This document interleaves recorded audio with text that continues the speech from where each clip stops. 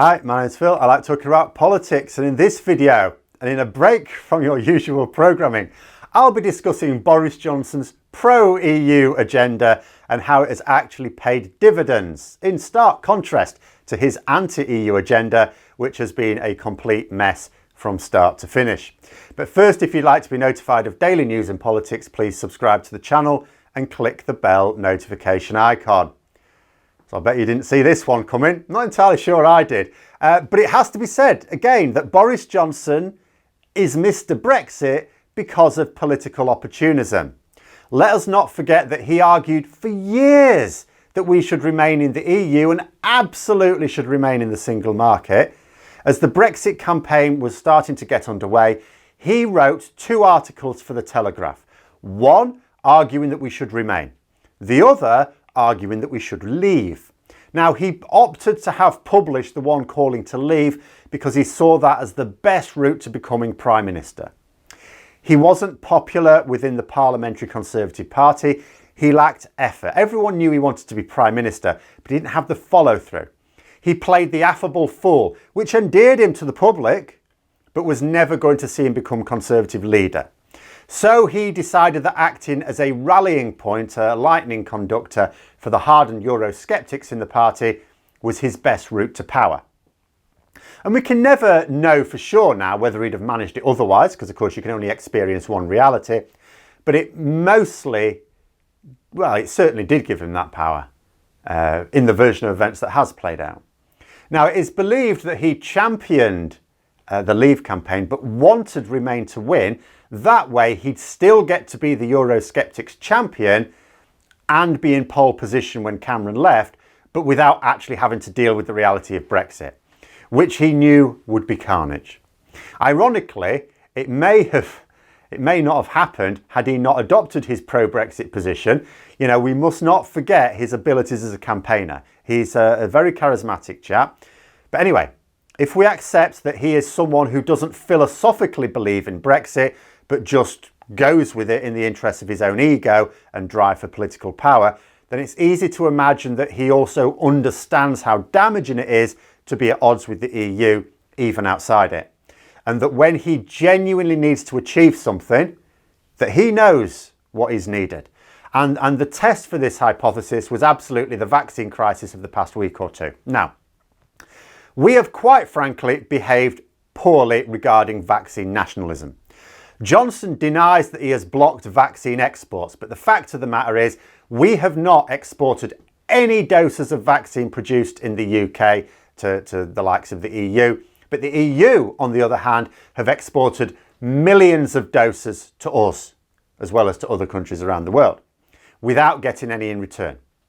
Johnson told his MPs last week in a Zoom call that he put the success of our vaccine response down to being greedy.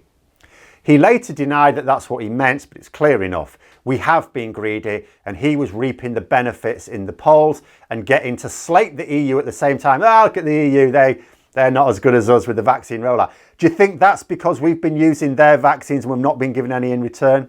Do you think that's what it is? But of course, that's not what's reported. And the EU were coming to the conclusion that they'd have done better with the same attitude.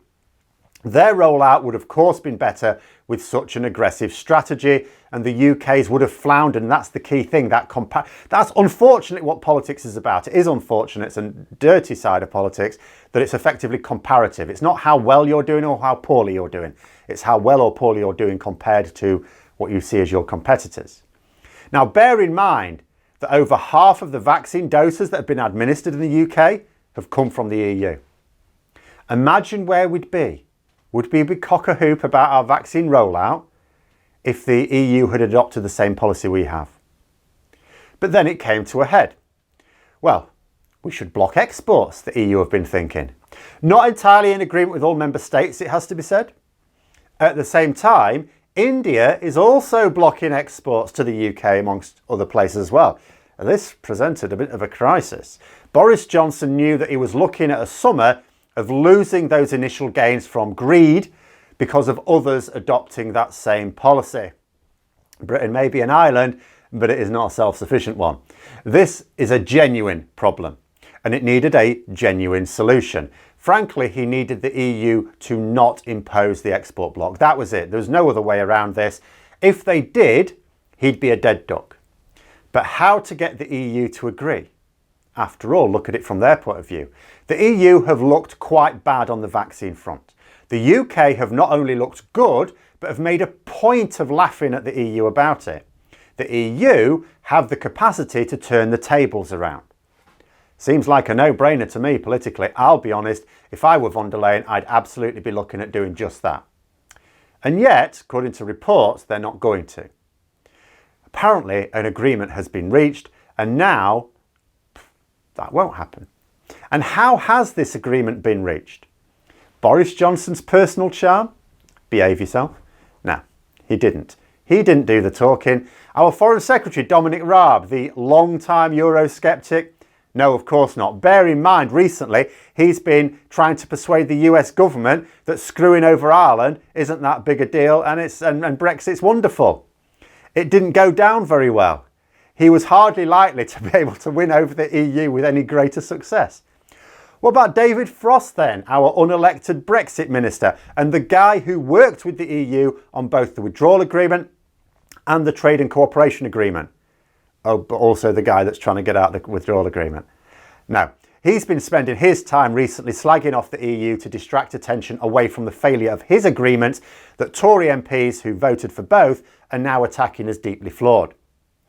No, if either Johnson, Raab or Frost had been used to carry out these negotiations, it would have been a typical Brexit negotiation. It would have made great copy in the Brexit media about how we are standing up to Europe, but the end result would have been a severe shortage of the doses necessary to actually complete the course for those who've only had one dose. Bearing in mind, we still don't have actually all that many people have had two. And to continue the programme for those of us who've not even had the first dose. This would have led to the lockdown being eased without the expected amount of protection in the population and the perfect conditions for very resistant strains to emerge, ready to smash us in the face this autumn. Something that may still happen. Like I said, this was a genuine problem. It wasn't one you can wish away or politic over. No cack-handed, brainless Brexiteers required to solve this. It's a very delicate issue. So it was actually carried out by a former EU ambassador, Sir Tim Barrow, a serious and experienced official from the Foreign Office.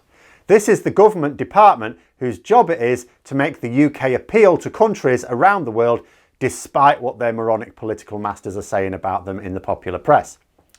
This is reported to have been absolutely crucial to this agreement, which will absolutely save Johnson's vaccines plans, or at least preserve them as best as possible, given India's latest move. And as the Times reported on it, which is a pro-Conservative but not really pro-Brexit paper, this shows that Johnson was serious about dealing with the problem. You don't solve real problems with Brexiteers. But for me, it shows a bit more. It also shows that Johnson understands Brexit reality. Because for this move, it wasn't enough for Boris Johnson to have wanted a genuine solution. He also had to be aware that the solution would not come from Brexit belligerence, but diplomacy based on mutual respect. And this is a deeply confusing concept because it is both good and bad. You could look at it as a good thing because it means that we can see that Boris Johnson was just one of those pretending to be mad in pushing Brexit. He understands that it doesn't solve anything and only causes problems. But it's bad in that he doesn't get to claim ignorance. He knows that working with our international partners solve problems and that working against them create them. And yet he works against them whenever the consequences won't be personally damaging to him.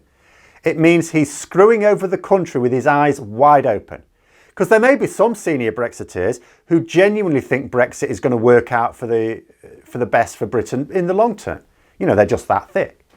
Johnson may know how damaging it will be, but he puts himself ahead of the concerns of his country. And it's actually even worse than that, because this isn't like someone selling out their principles when faced with a serious dilemma, something that could destroy their life. You know, like having to do something that you know is wrong, but to keep your job or to keep your relationship or something like this. Boris Johnson didn't need to be Prime Minister for a life of luxury and privilege. And he doesn't have to persist with it either. He could resign and support a more able replacement. no problems at all, doesn't affect the way he'll lead his life after that. If, of course, there is a suitable replacement to be found in the party anymore. And finally, another reason why I think this is really bad. At some point, Boris Johnson has to fall. He's not a good leader. And when the vaccine boost to the polls fades, and especially if Keir Starmer can sort Labour out, Johnson will become a liability for the Tories. Well, what are they going to replace him with? You know, a genuine Brexiteer. They're not going to replace him with anyone else. You know, they may replace him with someone who believes in Brexit, and very likely to, and will always take the path of belligerence, even when a genuine solution is vital. They may actually get someone who wouldn't have sent a serious official, that would have sent David Frost or Dominic Raab or tried to intervene personally. But those are my thoughts. Let me know yours in the comments below. Hope you found the video interesting. If you did, don't forget to click the like button. And if you'd like to support the channel further, please also click the Patreon link for details. And until next time, I'll see you later.